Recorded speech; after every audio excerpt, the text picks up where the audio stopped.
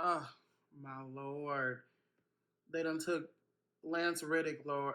Oh, oh.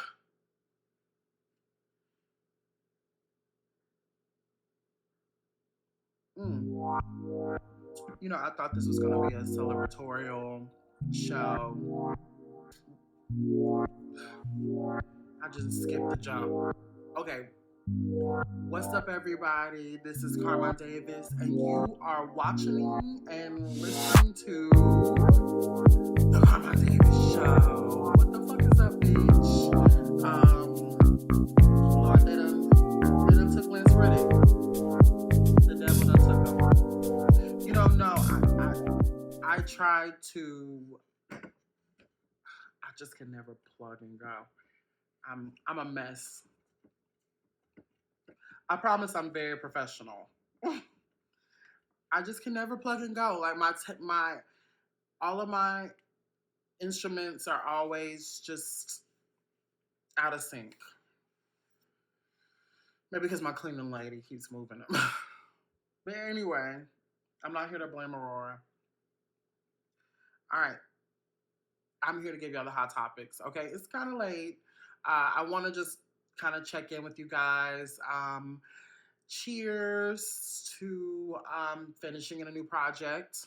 I just signed on to do something else as if I did not um, already suffer from being overworked, but I just finished a cool new deal. That's off topic, but cheers to that. I finished a new song that's going to be out the next week or two. So it's a good day. Um, but Lord, we're gonna hop into the hot topics. Before we do, make sure you guys follow, subscribe, rate, and review this podcast. I don't do it from my house. The first hot topic is from lovethesguy.com, and we're going to talk about Keanu Reeves mourning the death of John Wick co-star Lance Reddick. Keanu Reeves is paying tribute to his late John Wick co-star Lance Reddick. The Canadian actor paid tribute to his co-star in a statement to E! News this weekend, just a day after Reddick was found dead inside his Los Angeles home. And we are deeply saddened and heartbroken at the loss of our beloved friend and colleague, Lance Reddick. Reeves said in a joint statement with John Wick 4 director Chad Stahelski, he was the consummate professional and a joy to work with. Our love and prayers are with his wife, Stephanie, his children, family, and friends. We dedicate this film in loving memory to him. We will miss him dearly. Though the details surrounding Reddick's death have not been revealed, his publicist told outlets he died from natural causes. The tragedy occurred as Reddick was promoting John Wick Chapter 4, which will hit U.S. theaters next Friday. The film's distributor, Lionsgate, also issued a statement in response to the 60-year-old actor's death. The world of Wick would not be what it is without Lance Reddick and his unparalleled depth he brought to Sharon's humanity and unflappable charisma.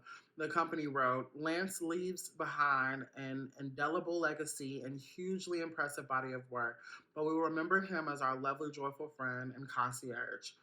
We stunned, we're stunned and heartbroken, and our deepest condolences go to his beloved family and his fans all around the world. Reddick appeared in all four installments of the John Wick franchise, portraying Continental Hotel concierge Sharon, which I have not seen any of them. In the days since his death was confirmed, a number of Hollywood figures have paid tribute to the Baltimore native on social media. Lance Reddick was an incredibly nice guy and an incredible talented actor, director James Gunn tweeted. This is heartbreaking. My love goes out to all his family, friends, and collaborators. A man of great strength and grace, as a talented musician as he was an actor, wrote Wendell Pierce, Reddick's co-star on The Wire, the epitome of class, and sudden, unexpected, sharp, painful grief of our artistic family, and unimaginable suffering for his personal family and loved ones. Godspeed, my friend. You made your mark here. Rest in peace. Reddick's wife, Stephanie Reddick, expressed gratitude for all the support she and her family have received over the last 24 hours. Lance was taken from us far too soon, she wrote on Instagram. Thank you all for your overwhelming love, support, and beautiful stories shared on these platforms over the last day. I see your messages and can't begin to express how grateful I am to have them. And you can check out some of the tribute posts in the link below from Ben Stiller, Stephen King, Isaiah Whitlock. I'm sorry. Um, mm, I knew him from The Wire. Lord, he's just calling his angels home. That's what I'm gonna say. God bless his family. Beautiful black man. Ugh. I'm gonna pour one out, just a little bit, because I loved him, but I didn't know him. That's a mess. Lord, but we're gonna keep the show rolling. What was your favorite, Lance Reddick film or show or project? Leave a comment below. Damn. Mm.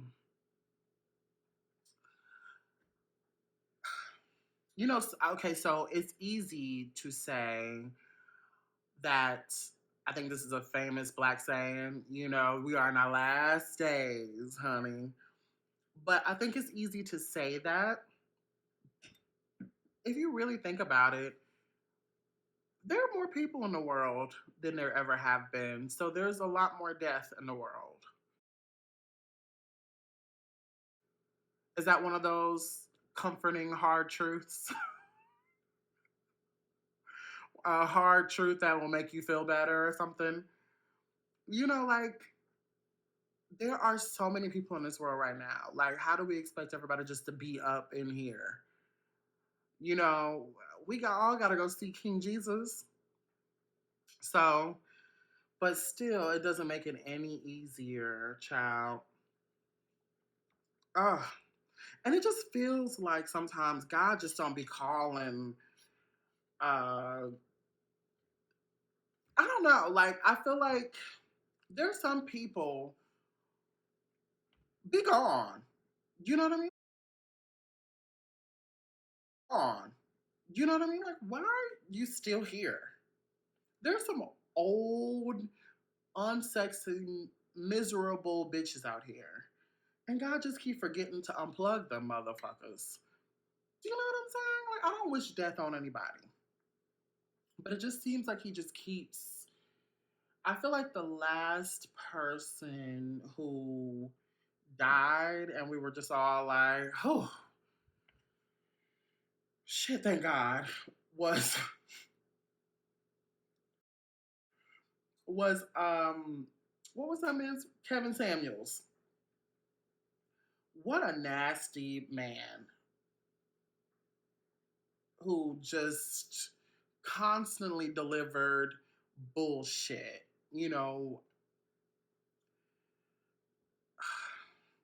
stripping people of their power, you know, just a nasty all around bitch.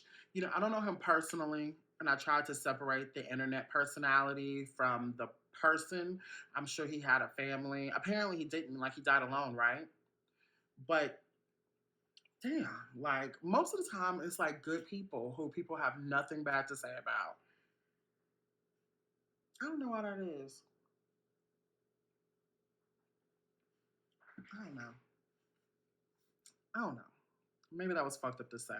It could be delirium. But we're gonna move on to the next hot topic. This is from lovebscott.com. Shout out to lovebscott.com. Love B Scott, we love B Scott. They get it right, right? I don't want to be just up here delivering false information all the time. Like, that's not fun. Like, so I trust Love B Scott to deliver it right, get the sources. So shout out to Love B Scott, but Okay, someone who I never believe that gets it right. LoveyScott.com confirms Tamar Braxton's fiance defends her after baby mother's drama rant. Tamar Braxton's new fiance has her back. Tamar Braxton's fiance, Jeremy Jr. Robinson, quickly came to her defense after one of his kids' mothers called her out for causing chaos and unnecessary drama in their lives. Uh, on brand, Tamar Braxton has always been an amazing mother and spoiled my children with love. The attorney who shares 5 children with 4 different women. See, I love that's why I love BScott.com. Like they give you what you need to know. Wrote on his Instagram stories on Friday. The mothers of my children have been put in the public eye because of me, and that's unfair to them, Robinson continued. They have been nothing short of amazing to my children. Sometimes a difference of opinion with no conversation to clear up misconception creates a bad cycle.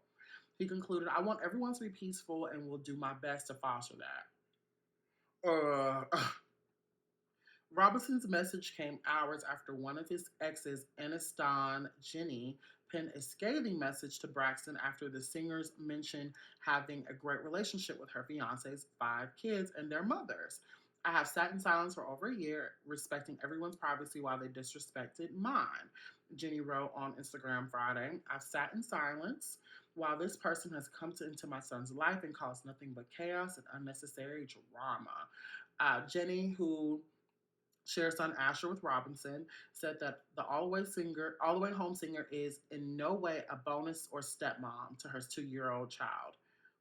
She also alleged that Braxton has said demeaning, disrespectful, and outrageous things about how she co-parents. She co-parents with Robinson and has caused him to miss visitation weekends and birthdays. I'm fine with people sharing their version of the story that they've created for themselves on social media and television, but that's what will we not continue to do is involve the son that I raised in someone else's shenanigans, Jenny concluded. Page Six has reached out to Braxton for comment. She does not appear to have addressed Jenny's allegation, but posted on her Instagram story, like she always does, Friday, about how foolishness changes nothing. One day prior to Jenny's revelations, news surfaced that Robinson had popped the question to Braxton during the final episode of her Queen's Court reality dating show.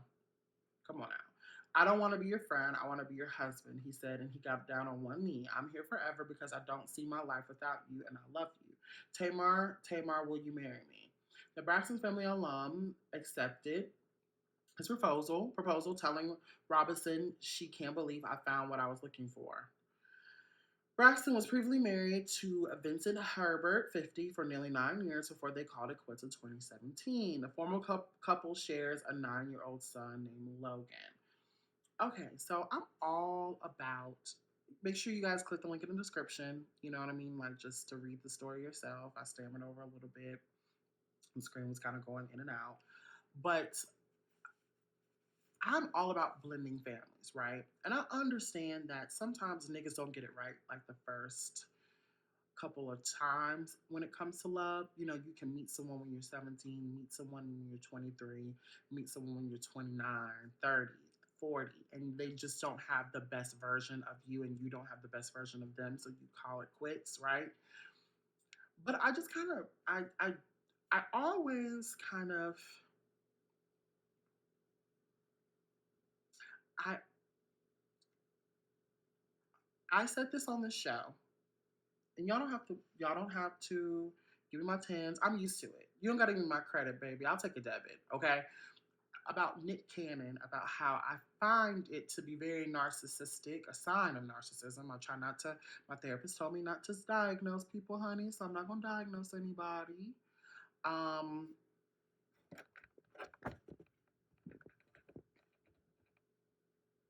I'm sorry, I told you my equipment is just never right. But I think that it's a narcissistic trait of men to constantly go from relationship to relationship, bringing seeds in this world without having a solid foundation with that partner. After one time, 2 times, 3 times is way too many. So if you have multiple baby mamas, babies with different women, I find that to be a red flag.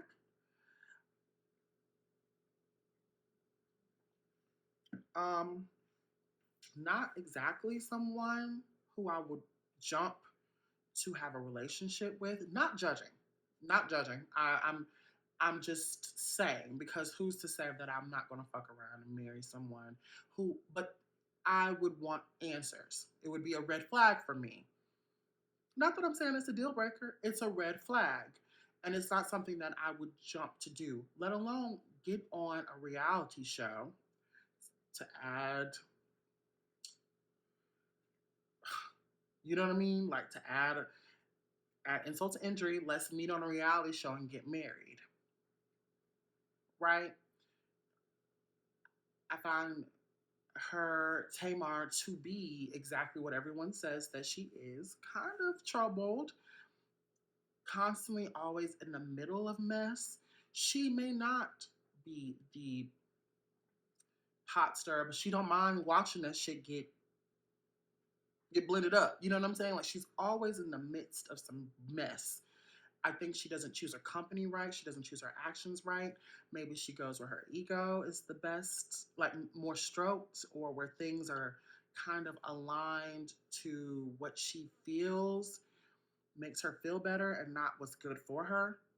Do you know what I'm saying? So, because you got this man, he offers you these kind of things, and you see, to make up some kind of story when you know it's not like that. If all those women disagree, right, about your relationship with them, why go public about it? Have you checked in with them?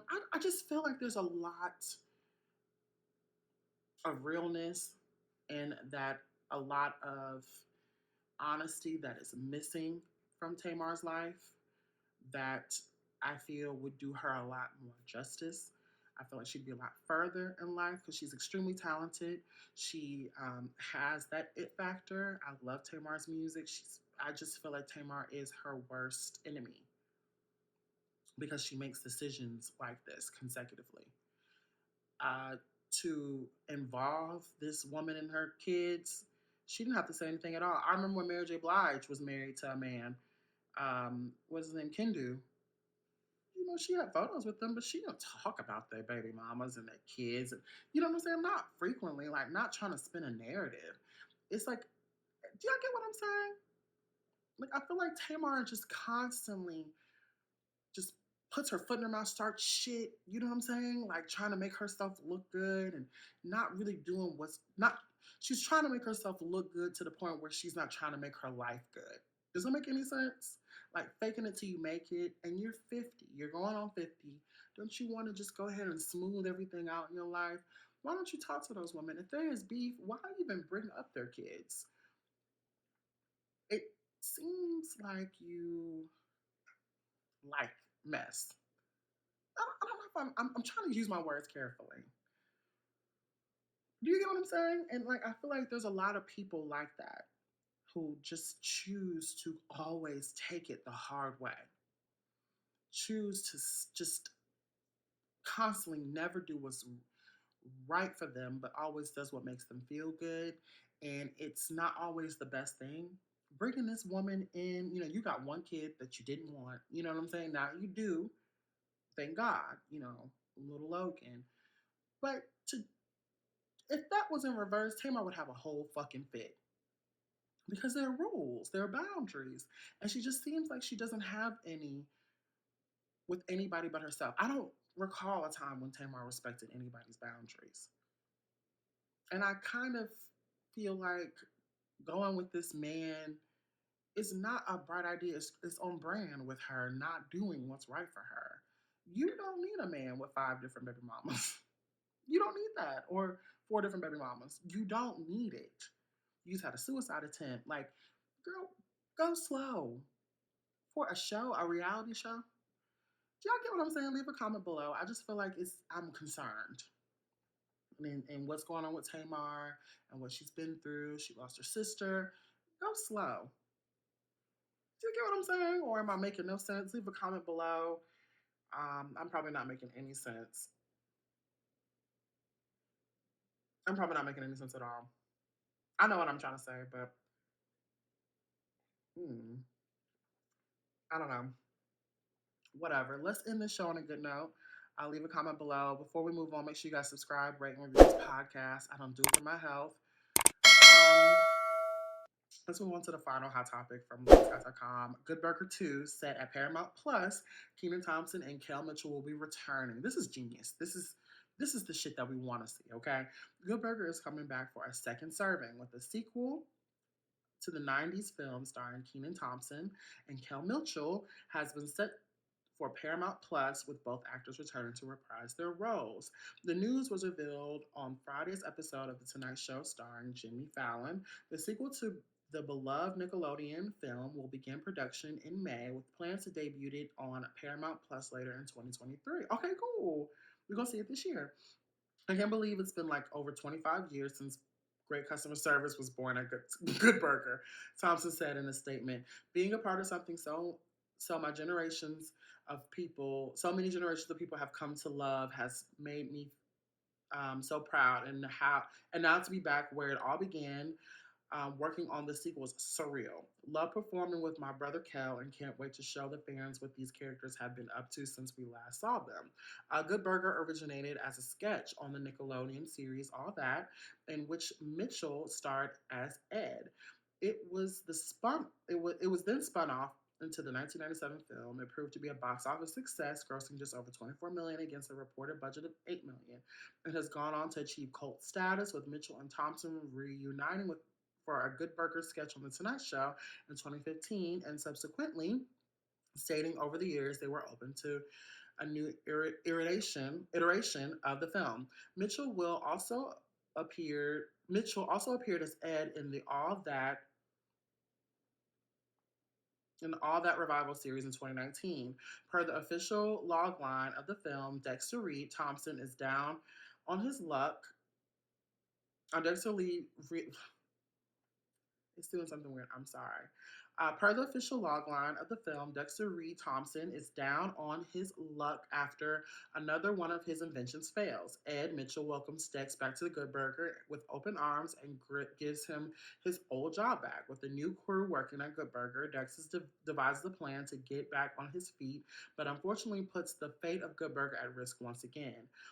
Said Mitchell, Ed is one of the most of those timeless characters that has brought so much joy and laughter to fans, and it's such a beautiful blessing to still be doing it after all these years. It's super awesome to come back and continue the stories of Dex, Ed, and Good Burger for both the people who grew up watching and their kids. Kevin Koplow and Heath Steifert, who co-wrote the original film and worked on All That, serve as writers and executive producers on the sequel. James III is also a writer on the film. Phil Trail will direct. Nickelodeon Studios will produce. Production of the movie for Nickelodeon Studios is overseen by Shauna Fallon and Zach Olin, co-heads of Nickelodeon and Awesomeness Live Action.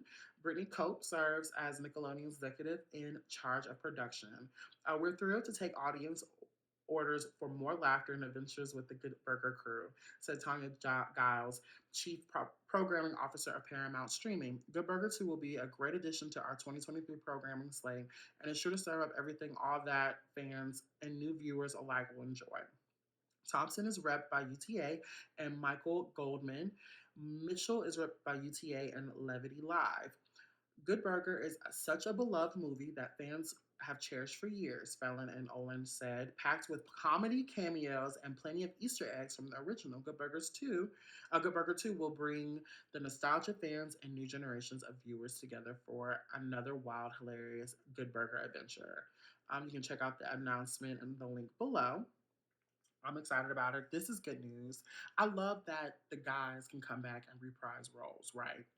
Without any drama that seems to be surfaced. They want to know money, time, time, when and where, right? Like I feel like I know I'm gonna talk about it. This has nothing to do with anything, but I have to talk about it. Like them escape hoes are out of their minds. Bitches just don't know how to get together, right? Especially because they're usually so much better than the men when they get together. And they get together to make beautiful music, they make beautiful films, and make great work. But they just cannot get along because of some stupid shit. Guys can put that shit aside and come on and get this money. Paramount Plus has got a check. Bitch, rent is due. You know what I'm saying? Like it was due and it's about to be due again tomorrow. Let's squash the bullshit and get this money. And guys, get in. I think it's gonna be a good movie. It's gonna be cute. Mm. My mom is addicted to Paramount Plus. I get it through my phone provider, T-Mobile. She's addicted to Paramount Plus. They haven't done any kind of like shows that I really like so far, but I'm gonna watch this one. I'm gonna watch this one. Tap in with me. That's gonna be a new poll this week. Are you gonna be watching the Good Burger 2 movie? Tap in with me on twitter.com/Carmine Davis, Instagram.com/Carmine Davis Show, Instagram.com/Carmine Davis. And that's the show this week. I promise y'all, I'm going to get back to weekly shows, right? I did not want this show to be bi-weekly, but just, I'm busy, baby. But I'm happy. I'm glad y'all stayed with me. I'm going to try, you know I'm coming, honey. And you know I go on hiatus soon, right? It's about to be April. I'm probably supposed to be on hiatus. See, I'm just completely out of whack with the show. I'm probably supposed, this probably is like one of the last shows, right? Maybe next week is supposed to be the last show. I'll check in with y'all and let y'all know. But I love y'all, and hiatus is only a month. So to give me a chance to get all the shit out the way and I can focus on y'all when I get back. I love y'all. Thank you so much for getting the Carmine Davis Show on number 171 on the Apple podcast charts. Thank you so much. I love y'all so much. It is so cool. We're still charting years later. And I appreciate y'all. I love y'all's continuous support. It's unreal. Thank you guys for Keep Spinning, Never Gonna Love Again. I'm excited for y'all to see the next singles. And I love y'all. Keep subscribing. Keep listening.